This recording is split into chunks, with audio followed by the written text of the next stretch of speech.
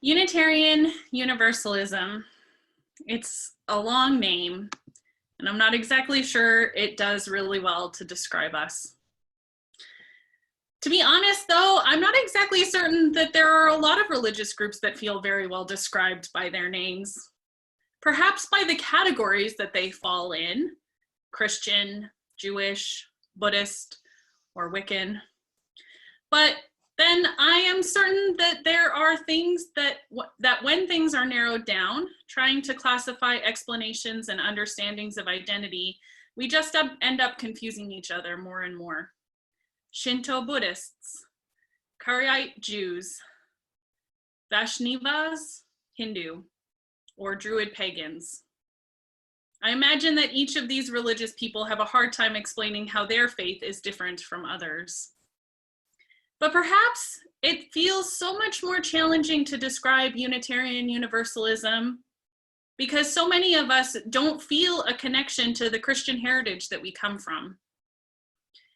It's not so easily labeled, not so easily explained and recognized, and we don't really fit into any one of those categories. As Reverend Robinson stated, Unitarian Universalists, often shortened to Unitarians or UUs, have a Protestant history, an agnostic theology, a democratic government. These three separate and interacting pieces of our faith leads us to have a significantly different theology or understanding of the sacred than our forebears. Our Protestant history puts us in good stead with hundreds of Christian traditions because what Protestant really means is a group who protested the norm. So during the Protestant Reformation, numerous different priests and holy men protested the truths that were being laid down to them by bishops or kings. And yet so many Protestant traditions stopped with their first arguments or their first wave of arguments.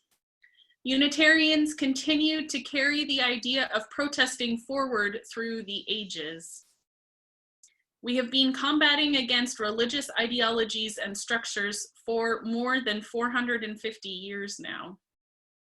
And like Reverend Robinson stated, this has carried us into a place of agnostic theology, not having enough information to know what truth is and how to discover it, as well as democratic practices coming together, connecting to decide what is true and right for each community.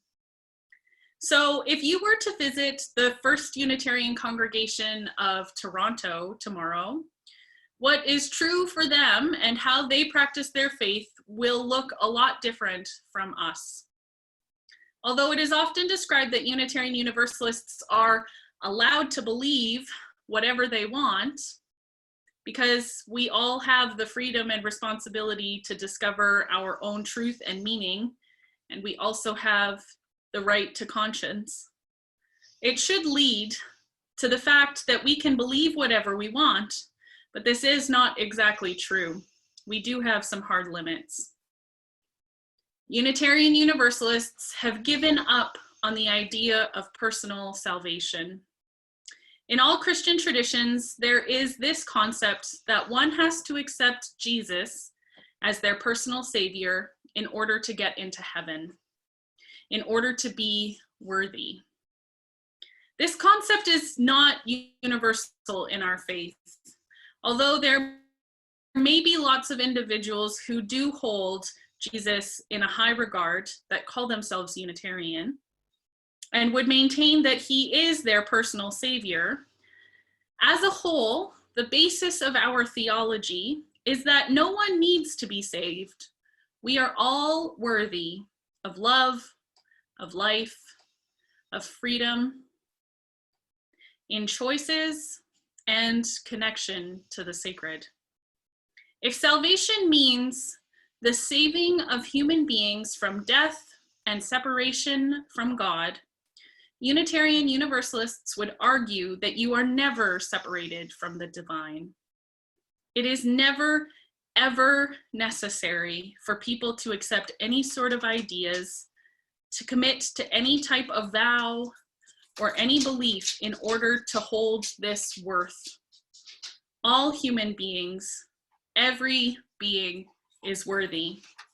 Each of us are whole and sacred and part of the divine universe. No bars hold.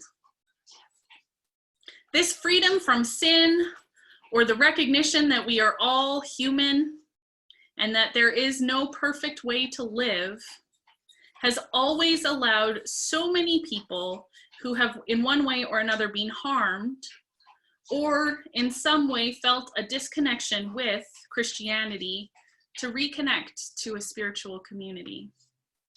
The idea that we can be deeply spiritual and divinely connected beings without having to refer to someone else's idea of the sacred, and being able to do that in community, is what has led so many people to Unitarian Universalism. But also, there allows a connection for people who have never experienced a separateness, people who have come from cultures with other religious ideologies, or people who have never belonged to a faith community. Knowing that you are accepted, your worth is holy and ever present, offers a sense of connection that is not always present in our societies. Which ends up leading us into a bit of a sticky situation. We recognize that every human has worth and dignity, and there is no need for an intermediary between people and the divine. And we believe that each person is created equal, fully deserving of love and acceptance, fully connected and part of the whole. But we look around the world and we recognize that this is not true. Misogyny, racism, classism, LGBTQ phobia, ableism, ageism. We see huge inequalities between men and women in expected responsibilities, wages, and personal safety experiences. Our prisons and penitentiaries are wildly and disproportionately populated with people of color and indigenous individuals, with huge numbers of nonviolent crimes. And it is easy to see that being poor has led to a large amount of these arrests. We see the privileges of those who belong to the 1% or the 10% within our communities. We recognize the crime that happens amongst the richest and wonder why they are not being held accountable. We see the special compensations that governments make for wealthy corporations and individuals and argue for support for smaller companies and people struggling to get by. Trans and queer folks struggle to find spaces that are safe in and can be themselves. From public washrooms and clothing sections in stores to representation on media, on social media, and different areas of our public life. So much of our current society negates their existence, and from public washrooms and clothing sections in stores to representations on televisions and in other forms of media. Access to healthcare can also be challenging and even problematic, depending on the framework and openness of healthcare workers. Accessibility is also an ever-present problem, from buildings and public spaces not being suitable for wheelchair access, to the language and metaphors that we use to describe our everyday experiences. Expectations of capability and refusal of shifting our point of view or expectations continue to be a problem. Young people are often considered lacking in crucial life skills or necessary knowledge to make decisions. Not only teenagers and children, but anyone under the age of 50 is probably considered less worthy or have their potential less recognized. And anyone over the age of 65 is considered to be past their prime, have less value for society, maybe they're a drain on the system and only good for volunteering. There is so much inequity in our world, so many systems of oppression, words of discouragement and disregard, so many impossible mountains to climb. How do Unitarian Universalists make sense of this world and still say that we are all equal in worth and in divinity?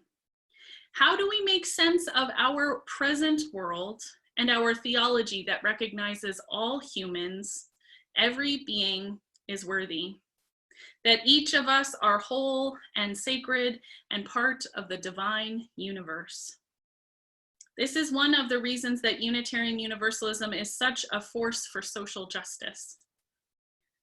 Why we have been on the leading edge of LGBTQ marriage equality, both in Canada and in the United States.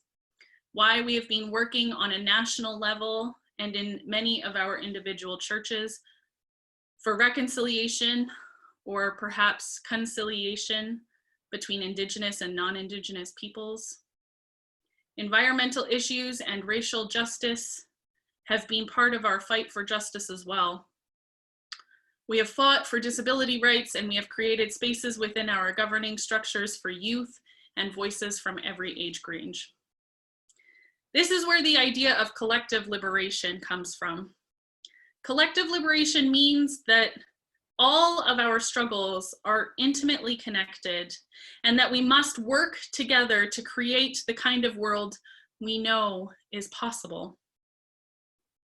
We believe that every person is worthy of dignity and respect, and that within systems of oppression, everyone suffers. It is the recognition that we are all connected in an interdependent web of existence, and that the things that harm any one individual also harm every single individual. It is the idea of moving away from our own personal salvation, the recognition of the whole, reconnection to the divine, and reconnection to the sacred, and recognizing that we all will find that recognition together. These concepts have been floating around in theological terms with so many different analogies and metaphors, attempting to explain what it means, trying to share how significant this idea is of our faith and to our truths. And right now, it has never been more evident that our liberation is tied up to the freedom of every other person. As we sit here in our own living rooms and physically distance ourselves from one another to stay safe and keep our society safe from the coronavirus, we recognize that we are all connected, that the shutting down of everything is needed to save as many people as possible. If we use this same idea, this same recognition that every single person's oppression causes great harm and disconnection within the whole of society, then perhaps we can recognize how collective liberation is so important and how our faith has such a powerful message. Unitarian Universalist communities place the liberation of every single person over the idea of individual personal salvation. We recognize that without all of us connected to the sacred parts of life, we are all struggling with alienation. And as we continue to work towards this collective liberation, as we continue to work for justice and freedom for all people, we also celebrate the beauty and the love and the possibility that is already here. We come together to recognize and celebrate what we have accomplished, the steps towards liberation and connection that we have attained, and we prepare ourselves for continued work. We connect with people who live on the margins of society. We support one another in the challenging work of seeing our own privilege. And we support one another when this gets hard. We celebrate milestones with within one another's lives. We mourn and grieve together. We share in joy and in laughter, and we help strengthen our connections. Let us continue to work for this. Let us continue to connect, continue to celebrate and grieve, and let us draw the circle ever wider, bringing more people into the center. Thank you.